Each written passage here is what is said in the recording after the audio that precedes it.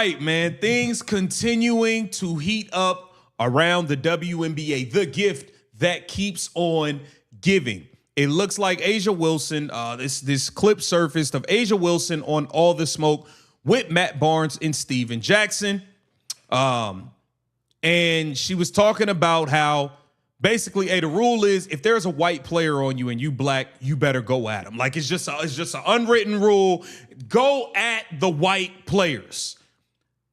Listen, hey, look, I'm just going to play it for y'all. We also have to get into Congress is not letting up. What happens when the deep-seated, incredibly toxic jealousy surrounding the biggest star in women's sports stops being just a locker room problem and officially triggers a federal investigation by the United States government? The absolute circus surrounding the physical targeting of Caitlin Clark has just escalated into a massive, unprecedented political and legal crisis. For months, fans have been screaming from the rooftops that the relentless, highly violent physical hostility directed at the league's biggest financial draw was crossing a highly dangerous line. Now, powerful lawmakers are actively threatening Commissioner Kathy Engelbert with a Department of Justice civil rights investigation, and the old guard of the WNBA is completely terrified. While the front office faces an absolute nightmare from Washington, D.C., A'ja Wilson just made a shocking, unprompted confession about an unwritten racial rule on a major podcast, completely exposing the bitter mentality rotting the league from the inside out. You are locked into WNBA Watch, the absolute, undisputed authority on the raw, unvarnished truth behind the biggest cover-ups and controversies in professional basketball. Make sure you smash that subscribe button, hit the like, and let's dive directly into the absolute meltdown currently paralyzing the league's credibility. To truly comprehend the terrifying magnitude of this institutional crisis, you have to look directly at the explosive, highly classified letter just sent to the desk of Commissioner Kathy Engelbert. A powerful coalition of 11 lawmakers, led by Representative August Pfluger, just dropped an absolute nuclear bomb on the WNBA front office. They are explicitly demanding total, uncompromising accountability for the repeated, highly visible physical attacks against Caitlin Clark. The letter does not mince a single word, officially putting the league on notice that if this unchecked, violent targeting continues, they will be staring down the barrel of a massive, federal crackdown. The lawmakers are aggressively pointing out that allowing this targeted hostility to flourish creates a severely hostile work environment, which actively constitutes a blatant violation of federal civil rights laws. The WNBA spent decades begging to be taken seriously on the national stage, and now that they finally possess a billion-dollar spotlight, the federal government is heavily scrutinizing their complete, humiliating inability to maintain a safe, professional working environment. Representative Marlon Stutzman even took to the airwaves, explicitly comparing the uncalled violence on the basketball court to a criminal assault in a traditional workplace. But that wasn't the whole story. The federal ultimatum wasn't just built on internet rumors or fan complaints. It was built on a highly documented, terrifying catalog of on-court chaos that the league actively tried to sweep under the rug. The congressional letter explicitly outlined the horrific, brutal treatment Clark has been forced to endure all season long.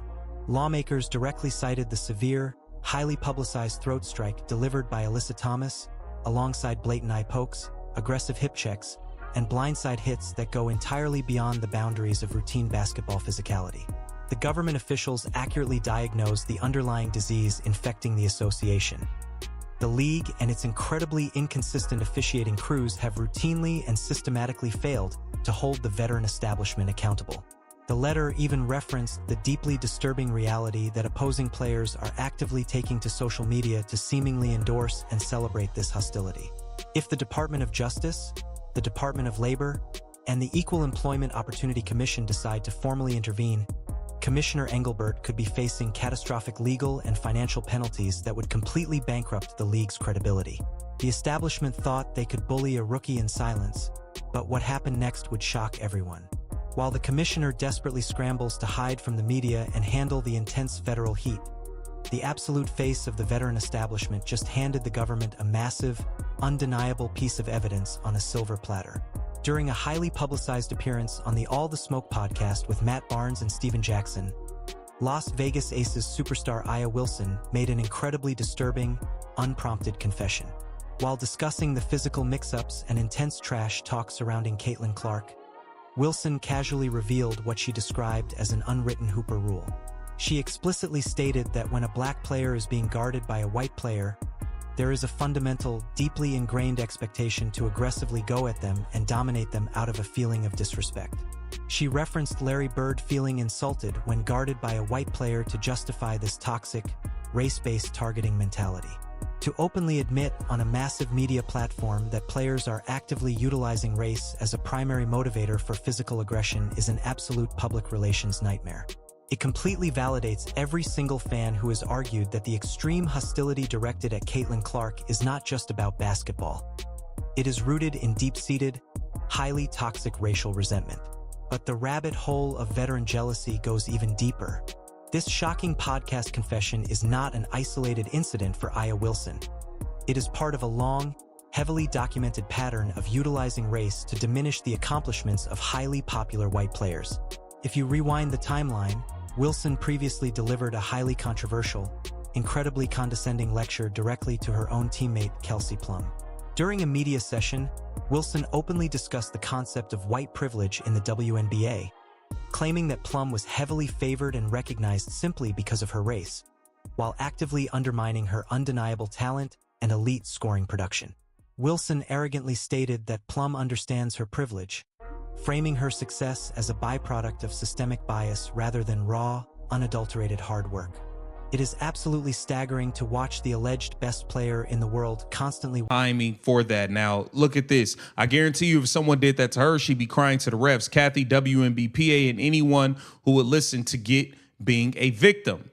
Okay? If Magic did to Angel what Angel did to Caitlin after the national championship game, Bird would have busted him upside his head. Okay, look, can't be straight and white in the WNBA. Plum, Sabrina, Caitlin all went through this shit.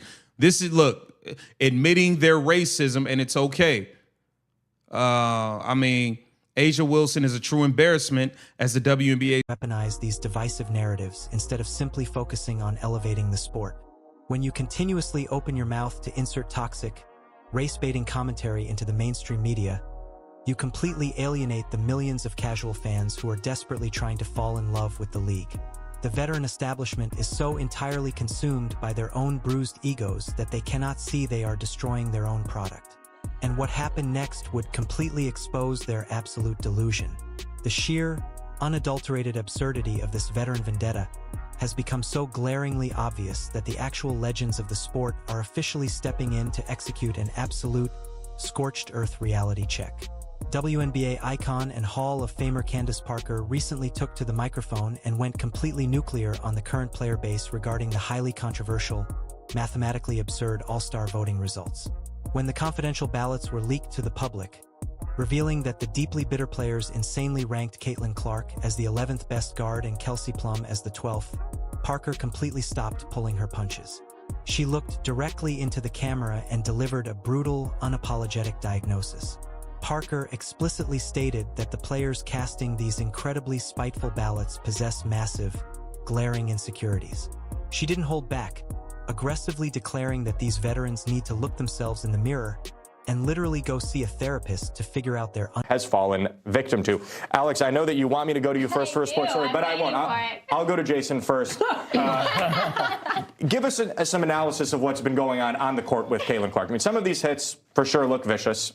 Well, I'm going to give my answer real quick. Well, one of the things is the lawmakers have requested an investigation. I'm just going to do it legal, okay? Okay, that's fine. All right, fine. Okay, so the law is your sport. Okay, thank you. The law, thank you, Tim. The letter asks that for an investigation into this. This isn't, from my understanding, the first time that you would have some sort of like civil rights investigation involving basketball. Resolve childhood issues.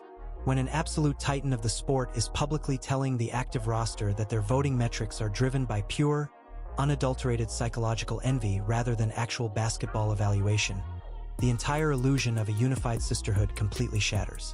The players are officially exposing themselves to the globe as unapologetic haters, but the sabotage doesn't stop with the roster.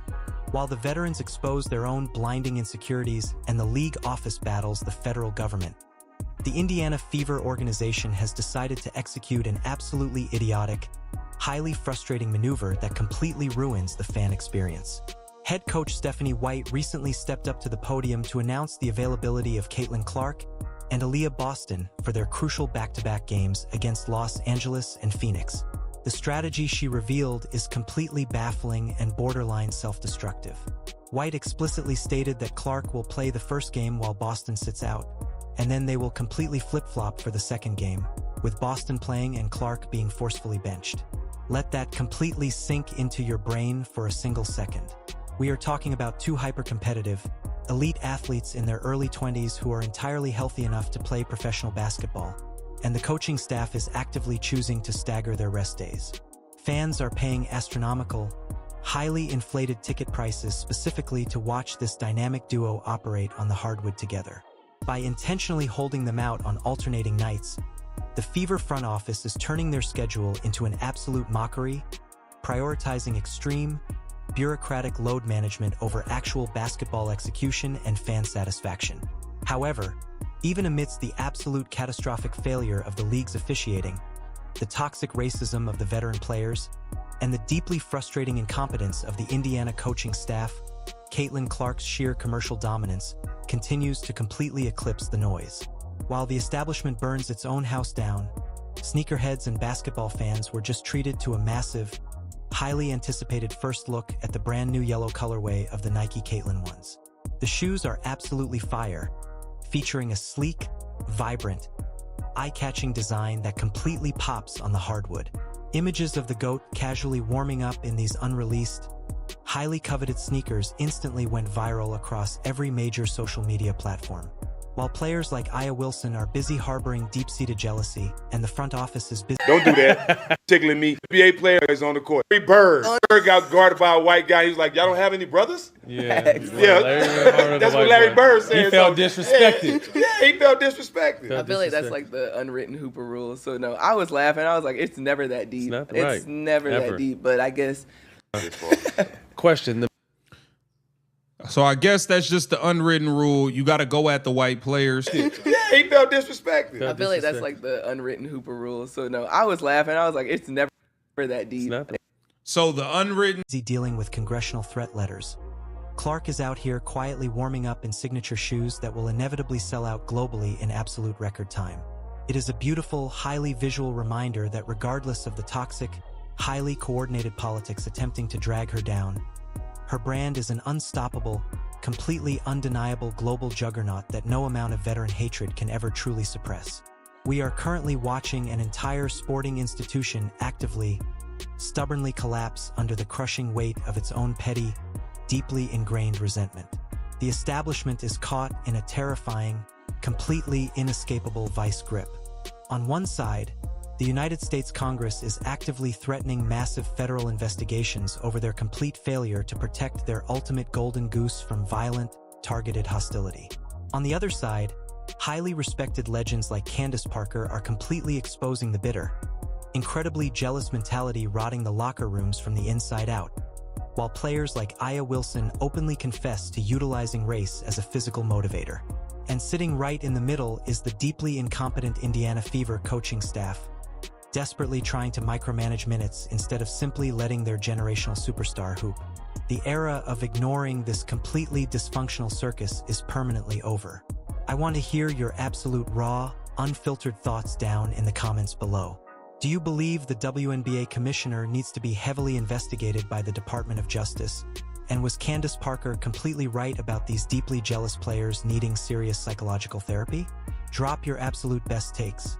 Make sure you hit that subscribe button to stay permanently locked into the absolute truth, and I will see you all in the very next deep dive.